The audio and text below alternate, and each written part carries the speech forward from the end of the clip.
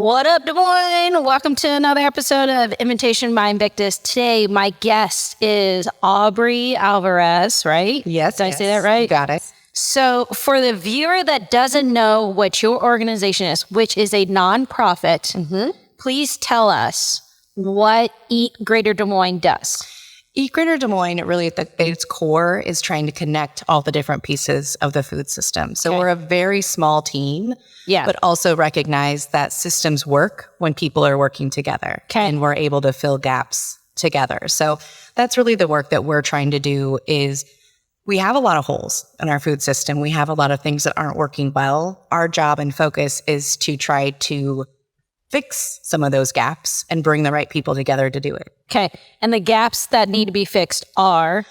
I think the biggest gap is we have people that are starving, which is unacceptable. Which has been going on for forever. Yeah, none of this is new. Yes. It's just, I think, the fact we always like to think that starvation and hunger was elsewhere. You know, that's in developing countries. Or they've been two separate things. Yeah. Right?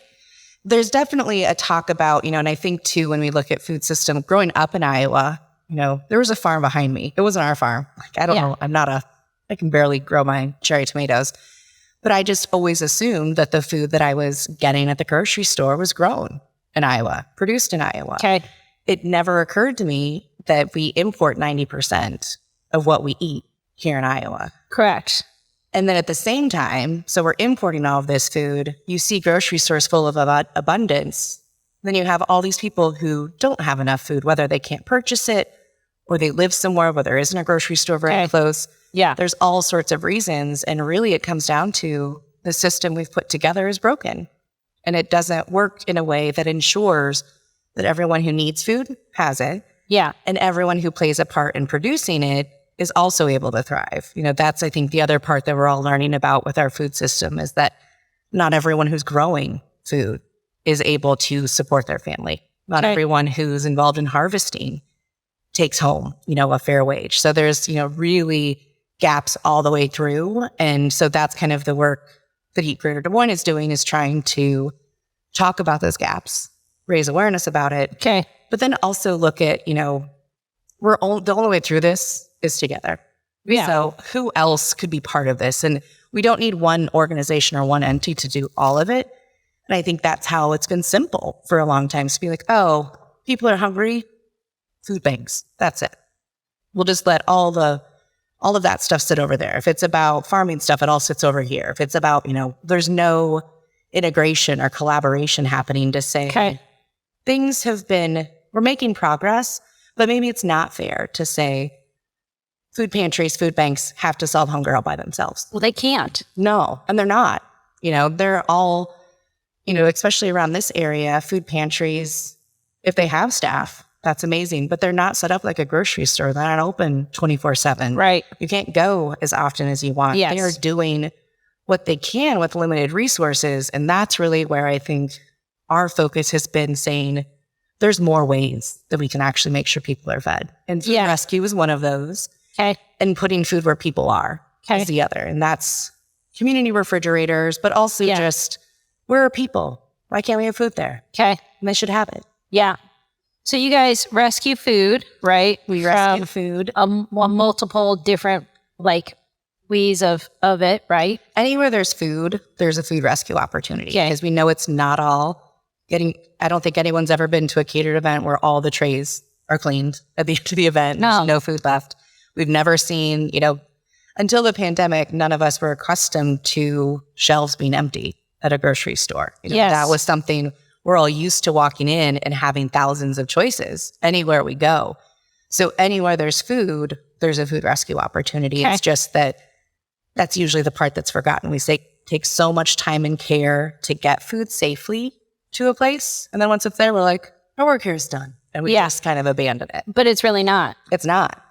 There's a whole, unless that food ended up in someone's stomach, then we've missed a whole portion of it. And that's really been the part where I understand, grocery stores or caterers or any business that's meant to serve people, that's their business. This whole understanding waste. And, no one wants to waste food, but it's also been built into our current business models where we want a look of abundance. So, I think for a long time, I just assumed that whether it was a grocery store, convenience store, school, catering company, that they weren't throwing away perfectly good food. But they really were. They really are. Yeah. They have been, unfortunately, for a very long time. Yeah. Protections for food recovery were first passed by the federal government 1996 or 1998. I know that I graduated high school in 98. So this was a long time. Yeah, I graduated a year before, so I get it. Yeah, so none of this stuff, I think that was the part when I first started in this work. I was like, none of this is new. Yet for some reason, we keep going back to the same, liability. Okay, well, that's been covered. What's the new reason why we're not doing it? And really, it's been power. No one has to. Yeah. So they don't. Or nobody's taking the initiative to do so.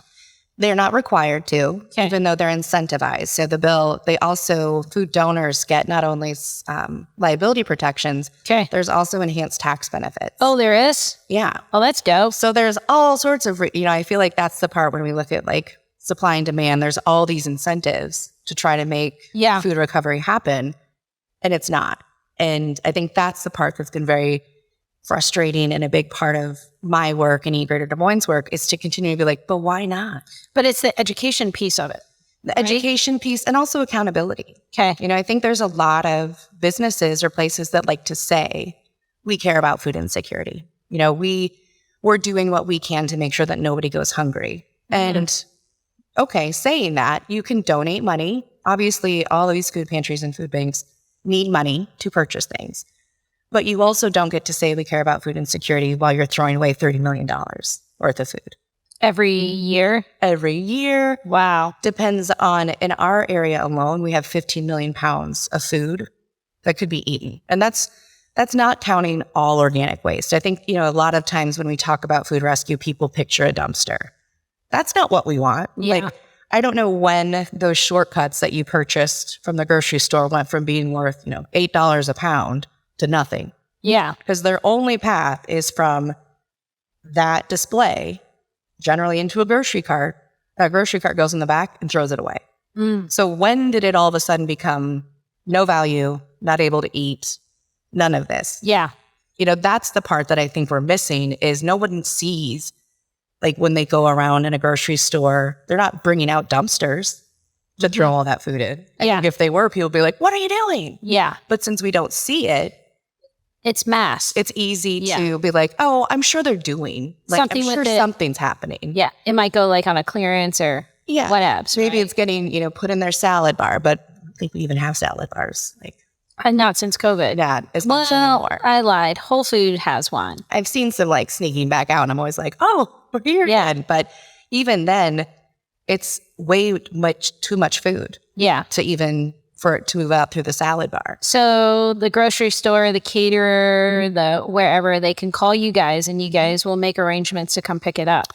Yeah, I think so. Our role has just been to try to make sure more people know that if you have food, we want it to be easy for you to find a home for it. And that's always been a gap is where to take it. Because not every place is open 24/7 or can use all the same things. So we make that simple.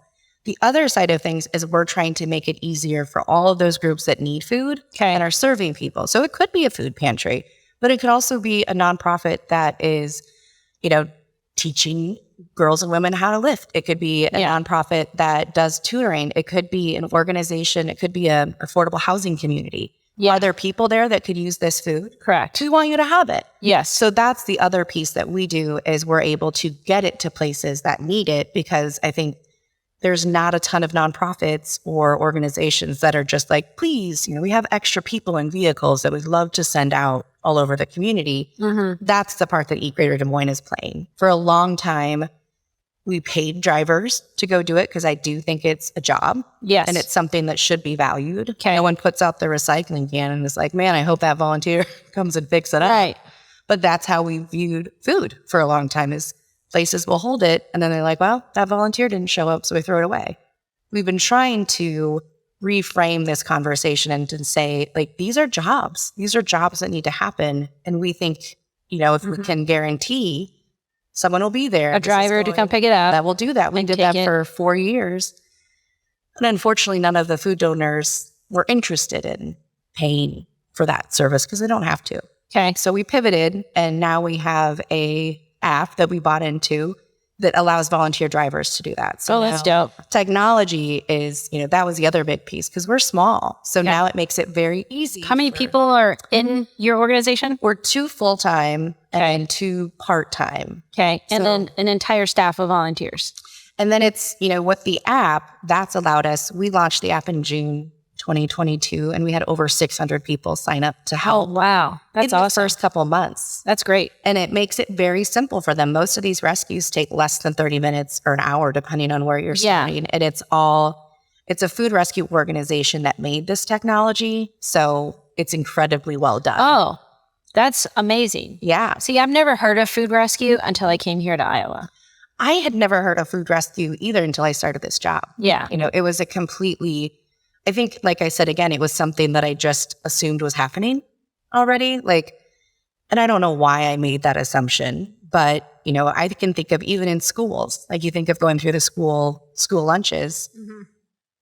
If at home, if my girls were like, oh, I didn't drink my milk carton, I'm just going to throw it in the garbage. I'd be like, wait, what? Yeah. What are you talking about? That's not how we do things around here.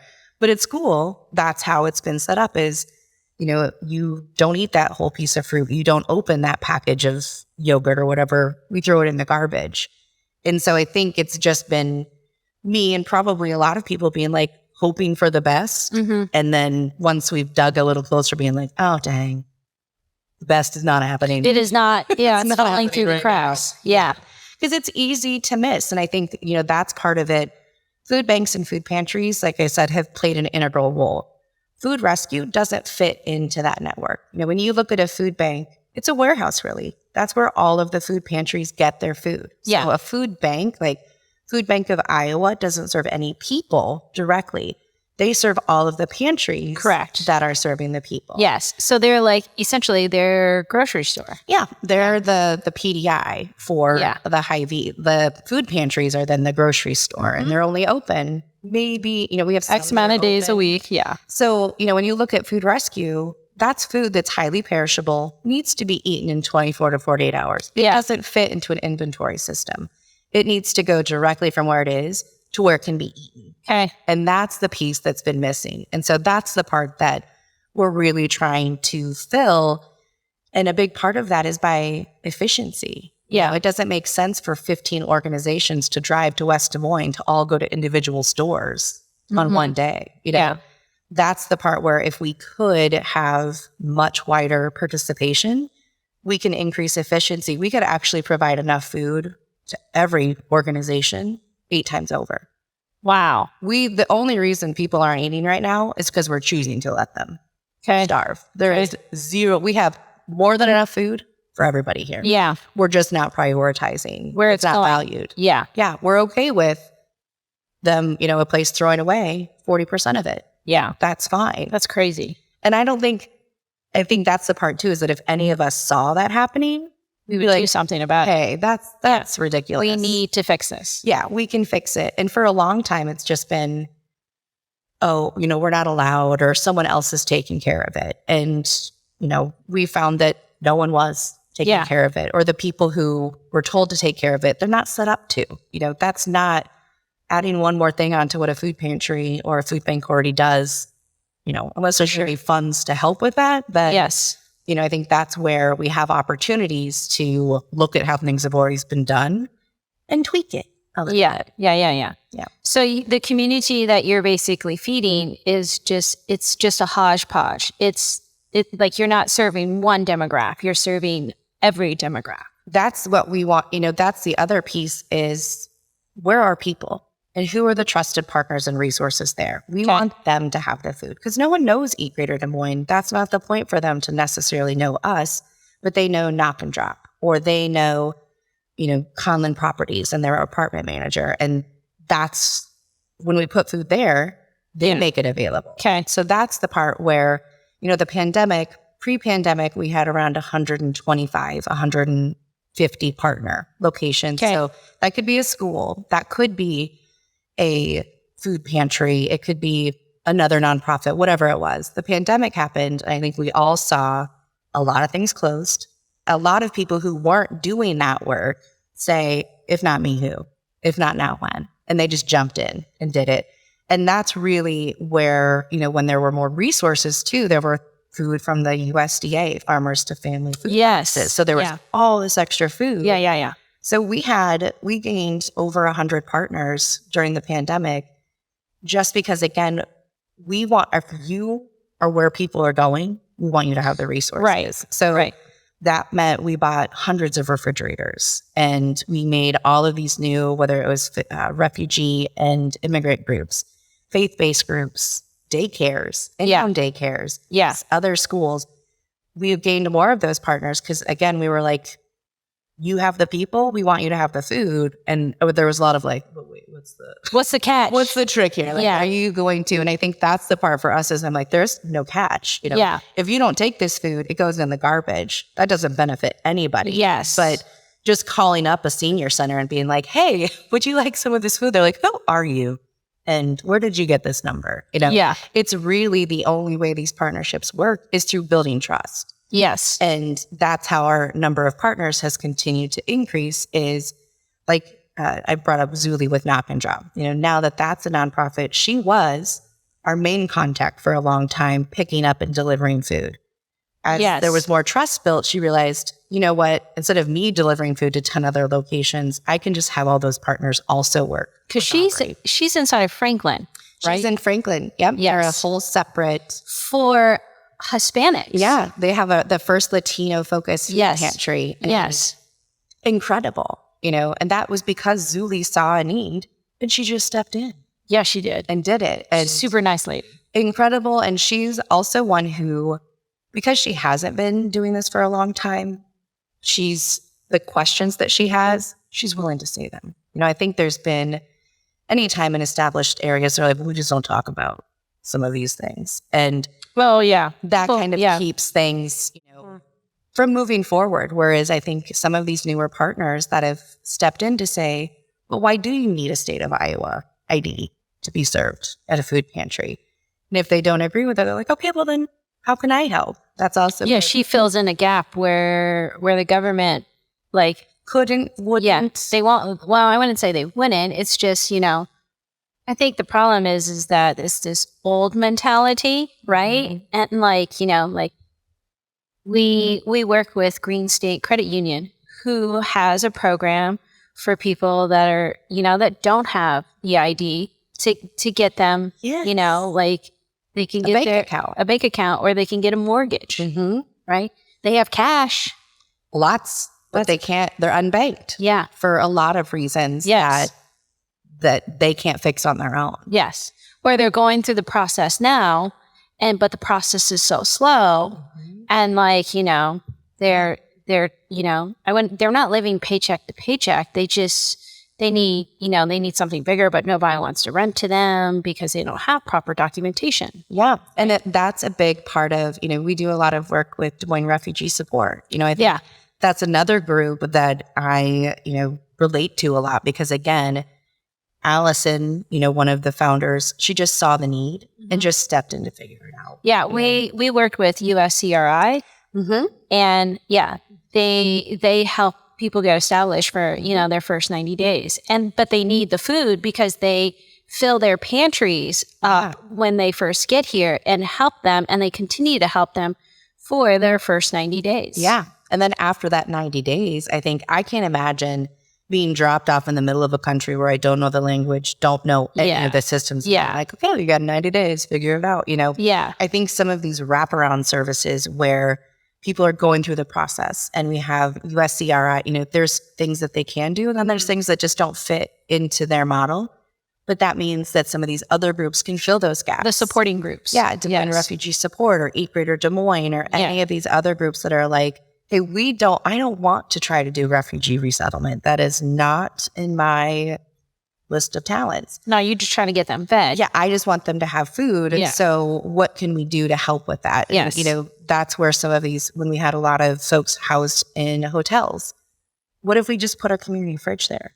Yeah. I mean, That's the easy part for That's us. super easy. Like there's people there and you need food there. Okay, well, what if we have one hotel that has a fridge, and that started because a person called and said that they needed help with food, and they just happened to get me, and I knew it was a Saturday, and there's not many places open on a Saturday or a Sunday, and then even getting to it on a Monday can be a challenge. Yeah. And I just happened to be somewhere where there was food, so I said, "Just what do you need?" And I can drop it off. And she was staying at a hotel that does, daily or weekly. Yeah. And so I asked at the hotel, what would you think? Like, what if we put a fridge here? Would that be something that you'd be interested in? For sure. And the manager was like, yeah, that would be great. That would be a huge benefit to a lot of our clients. And you guys fill it weekly? We got it started and we will fill it. We had been filling it 3 times a week. Oh, wow. But it's also something that once it's there, anyone can fill it. Okay. Anyone can put food in it. That's been the beauty of community refrigerators is we don't own any. We will help get them started and kick things off. But then whether that fridge is successful or not depends on the community because it's the community's fridge. Yeah. They're going to use it and fill it.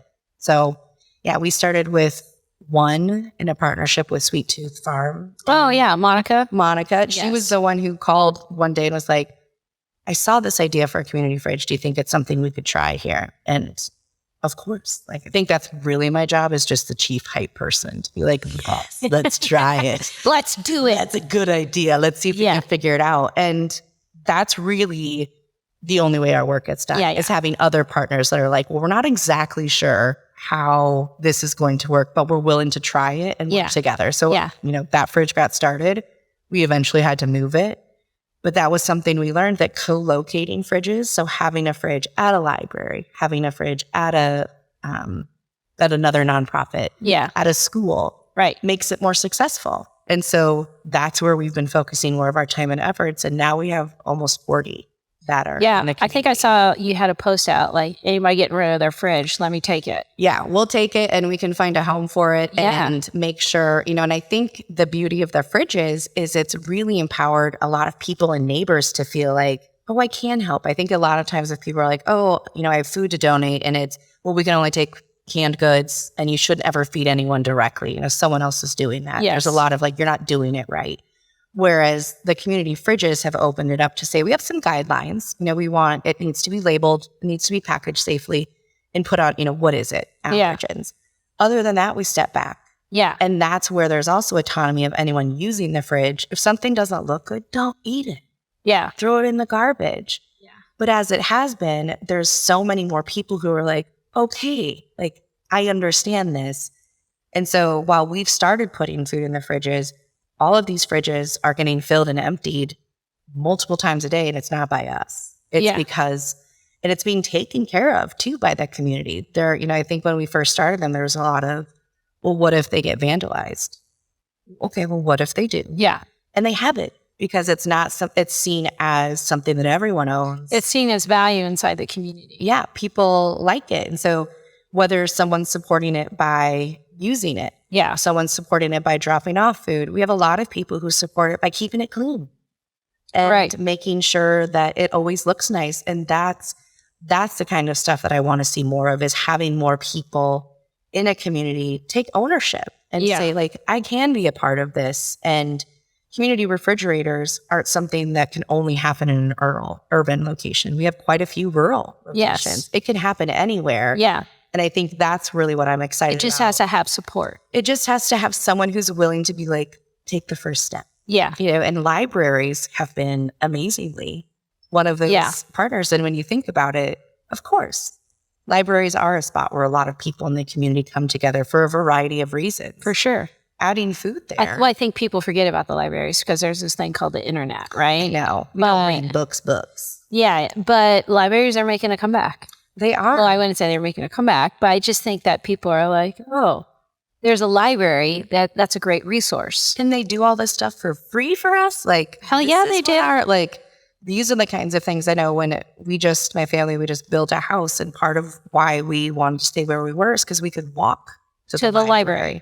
Yeah. Like, who would have thought? 20-year-old me would have thought that was a big Right. deal. Who would have thought that was cool? I did see a good billboard for Des Moines Public Library. Like, I think it's like on 63rd and Grand. And it just, like they were like basically your library card's free. Can't beat that. That's a really good price. And that's actually smart advertising. So that's been some of it really helped with, it was actually the Perry Pantry library director. Yeah. Who started. Was that Mary? Mary. They're a client of ours. Oh my gosh. Yeah. They're so incredible. And Mary is why all these libraries got on board.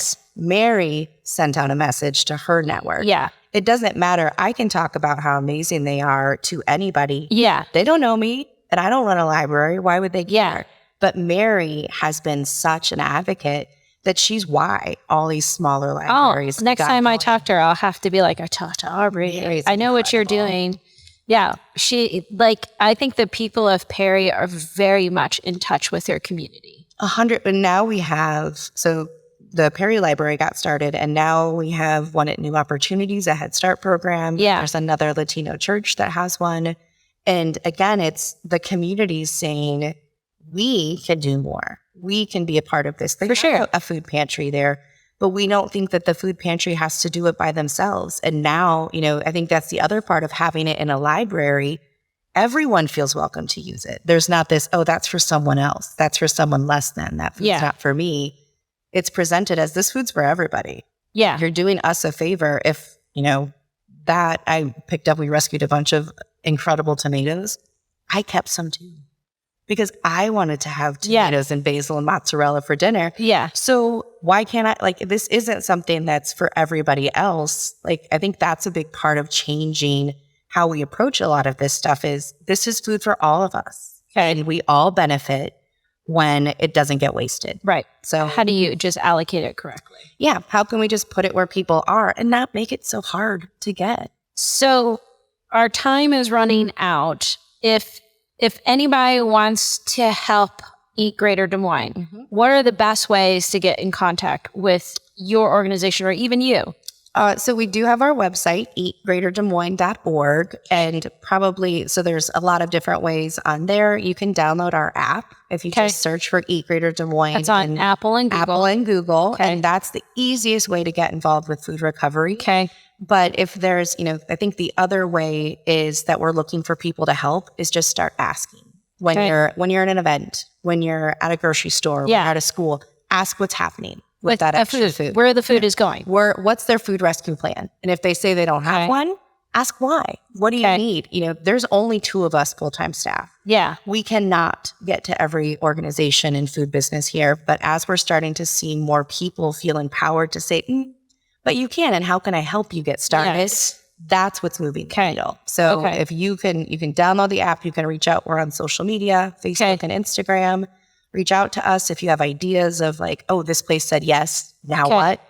But it's not about food rescue as well. You guys need monetary donations as well. This is why I'm a horrible fundraiser. We 100% need financial donations. I didn't intend on starting a nonprofit, and this is exactly where it comes up is the only reason this work happens is because we're able to pay people to keep it happening. Okay. It doesn't happen if we aren't able to. So there's multiple ways to be involved in your organization. You can help with food rescue. Yep. You can be a community partner and have a refrigerator. Yep. You can volunteer. And you can give, your funds. Yep. You can donate your time. You can donate your funds. You can donate just your network and relationships. Yes. And all of those things are important and we need all of them. I think for us, it's just finding out how do you want to be involved? Yes. And then what's the best avenue? Yeah. That's the part is, we've always, for a long time, I called us the Match.com of food stuff. And I think that's very dating me. Yeah. But we want this to be a good relationship. Yeah. If where your, interest and excitement lies is in another area, we can help you make that connection and get you there. And if it doesn't work or you need something else, come back. I like to tell my kids, we're either giving our time, our talent, or our money. Our treasures. Yes. And I like to, truthfully, I think most people would rather take our talent. 100%. Well, and I will say, We have a lot of families, parents with kids that love food rescue. Okay. Because it's something you can do with the kids. A family. Like a family. Yeah. You're in the car, you see it, you chop it off somewhere. So, you know, I'm obviously a little biased, but my girls also love food rescue. They ride along. They ride along because they can eat. Like we stop at Starbucks and do the food rescue and there's all these amazing meat and cheese trays. Like, you want one? 100% have it. So Yeah. it's pretty easy and fun. You can have snacks. Okay. Time, talent, or money. Yes. All right, guys. Aubrey with Eat Greater Des Moines. You can check out their amazing app that they have that is live and up and running, or you can check out their website, eatgreaterdesmoines.org, to reach out. And if you need to get in touch with her, hit her up on the website. She will, her or her counterpart will get in touch with you guys. Happy right? to. Yes. All right. Thanks a lot. Thank you. We out.